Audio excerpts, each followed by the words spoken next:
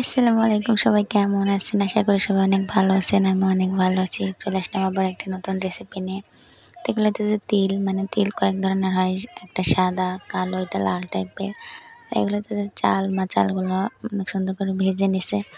তিলগুলো ভেজে নিছে। এখানে কিছু কাঁঠালের আঁটি নিছে আর আছে বাদাম। তো বাদামগুলো ভেজে নিবে। তো সবকিছু ভাজাভাজি করার পরে এই যে এখানে চাল ভাজাগুলো সুন্দর করে গুঁড়া করে নিছি। মানে এই রেসিপিটা করার জন্য অবশ্যই চাল ভাজাগুলো গুঁড়া করাই লাগবে। আর তিলগুলো অনেক সুন্দর করে পরিষ্কার করে নিচ্ছি, মানে যতটা সম্ভব হাত দিয়ে ঢেলে তারপরে একটু কুলো দিয়ে ঝেড়ে তারপর এগুলো রেডি করে নিছি। এখানে কাঁঠালের আটিটা নেওয়া হয় নাই, বাদামগুলো একসাথে বেটে মিক্স করা হয়েছে। আর এখানে পানির ভিতরে কিছু মশলা দিয়ে তারপর চিনি দেওয়া হয়েছে আর আখের গুঁড়োর সাথে একটু দেওয়া হয়েছে।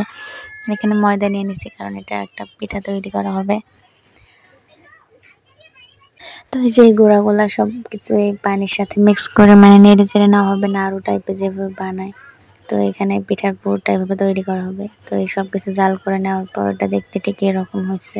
তো এগুলো গরম গরম থাকতেই রেডি করে ফেলতে হয়, না হলে এগুলো শক্ত হয়ে যায়। তো এখানে ময়দাগুলো গুলাই তারপর ছোটো ছোটো লুচি আকারে করে কেটে নেওয়া হয়েছে পিঠা বানানোর জন্য। তো এই যেখানে পুলি পিঠা কিন্তু অনেক রকম ডিজাইন করা যায়, তো যে যেমন ডিজাইন করে ডিজাইন করার সাহসও আছে। তো এটা বানানোর পরে যে এগুলো তেলে ভেজে দিলে এগুলো কিন্তু তেলে ভাজাও যায়, তারপর আবার সেদ্ধ করা অনেকে, আবার অনেকে শুধু মাটির খোলায় সেঁকেও নেয়। তো এই যে এটা খাইতে কিন্তু অনেক মজা, আমার খুব পছন্দের। আর এগুলো জাস্ট ড্রাগন, এই ড্রাগনগুলা কেনা না, এই ড্রাগনগুলা আমাদের বাসার পাশে একটা ক্ষেতের তার, তো নানা হয়, তো নানা অনেকগুলা দিচ্ছিল। তো তার মানে অনেক রকমের সাইজ ছিল, তো এটা ছিল অনেক বড়, মানে আমার হাতের মুঠো থেকে অনেক বড়, দেখতে অনেকটা ছোটো লাগতেছে কিন্তু বাস্তবে অনেকটাই বড়। বাজারে যে বড় ড্রাগনগুলো কিনতে পাওয়া যায় ওইটা, তো ওইগুলো একটা দিছিল আর ছোটো ছোটো অনেকগুলো দিছিল। তো আমার কাছে ড্রাগন খুব তেমন একটা মজা লাগে না, কিছু কিছু মিষ্টি লাগে, আবার কিছু কিছু একটু পাঞ্চা টাইপের লাগে। দেখেন আমার ছেলে কীভাবে খাইতেছে।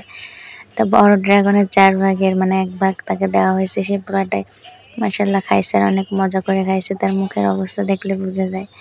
তো মাঝে মাঝে একেবারে খাই না, আবার মাঝে মাঝে খুব মজা করে খায়।